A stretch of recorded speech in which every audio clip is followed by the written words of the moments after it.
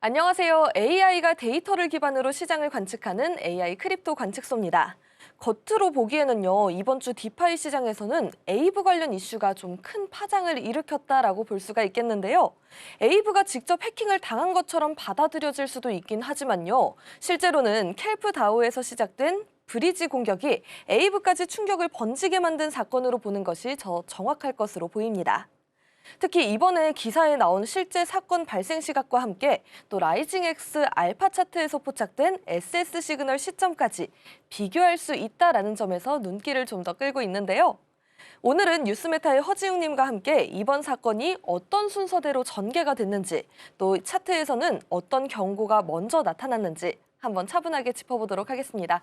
지웅님 안녕하세요. 네, 안녕하세요. 뉴스메타 허준입니다.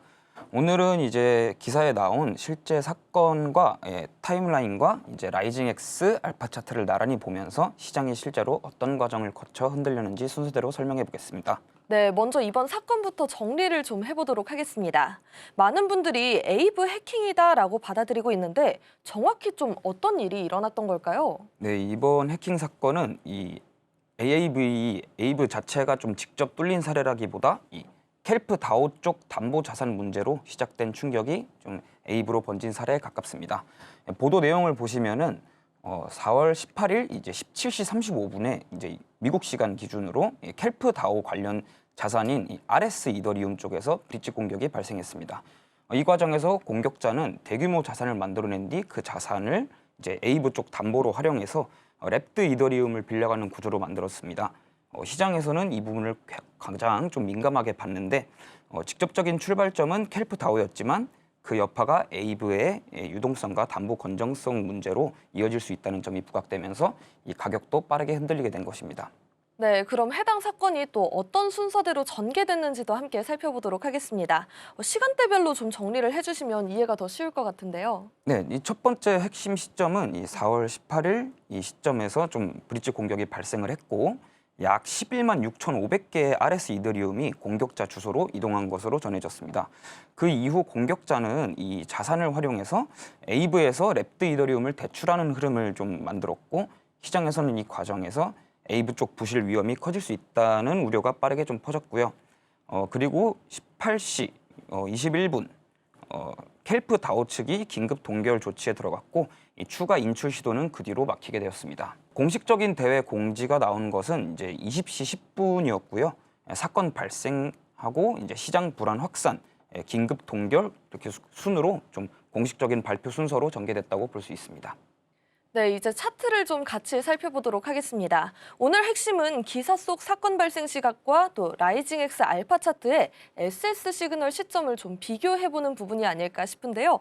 지웅님, 이 차트에서는 어떤 신호가 먼저 확인이 됐었나요? 네, 라이징X 알파 차트에서는 이 4월 18일 12시에 SS 시그널이 먼저 확인이 됐습니다.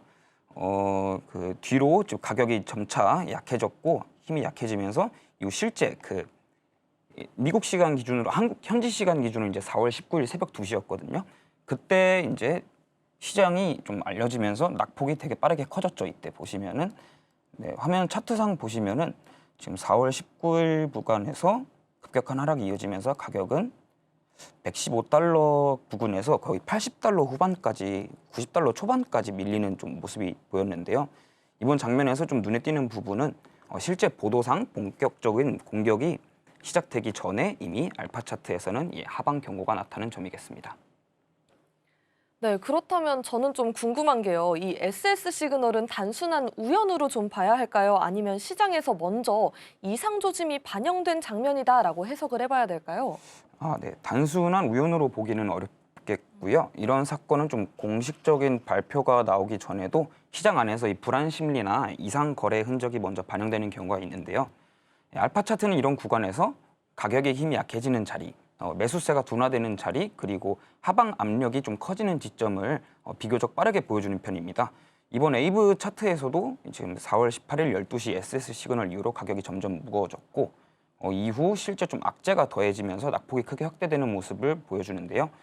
추가로 이번 공격 배후를 두고 좀 북한 연계 가능성도 짧게 거론되고 있어서 다만 현재로서는 좀 일부 보안업계 매체에서 관련 가능성을 제기하는 수준입니다. 이렇게 좀 확정된 사실이 아닌 거를 단정하기보다는 좀 가능성이 제기되고 있다는 선에서 보시면 좋을 것 같고, 이번 사례는 이 뉴스가 나오고 나서 뒤늦게 이해하는 흐름보다 지금 차트에서 먼저 드러난 경고 신호를 함께 볼 필요가 있다는 점을 보여준 장면이라고 보시면 되겠습니다. 네, 그럼 지금 시장에서는요, 이번 사안을 좀 어떤 관점으로 보는 게 좋을까요? 네, 이번 해킹 사건은 좀 세 가지 정도로 정리해서 볼 수가 있겠는데요. 이 첫 번째는 출발점이 에이브의 직접 해킹이 아니라 이 켈프 다오 쪽 브릿지 문제였다는 점이고요. 두 번째는 이 디파이 시장에서는 하나의 문제가 다른 프로토콜로 빠르게 번질 수 있다는 점입니다. 이번에도 담보 자산 문제와 유동성 문제가 좀 연결되면서 충격이 확대됐습니다. 세 번째는 이처럼 큰 사건이 터졌을 때는 이 AI 시그널과 뉴스를 동시에 확인하면서 체크하는 것이 좋겠습니다. 네, 이번 에이브 라이징 X 알파 차트의 WS 시그널이 좀 그런 역할을 했다고 볼 수 있겠습니다. 네, 오늘은 에이브의 급락 이슈를 두고 켈프다오에서 시작된 브릿지 공격과 라이징 X 알파 차트의 SS 시그널을 함께 비교해 봤습니다. 시장에서는 갑작스러운 충격처럼 보였지만요. 이 차트에서는 그보다 앞서 경고 성격의 신호가 먼저 나타났다라는 점이 특히나 인상적이었는데요. 지웅님, 오늘 말씀도 정말 감사드립니다. 네, 감사합니다. AI 크립토 관측소는요, 앞으로도 시장에서 주목받는 이슈를 데이터와 차트 기준으로 차분하게 짚어드리도록 하겠습니다.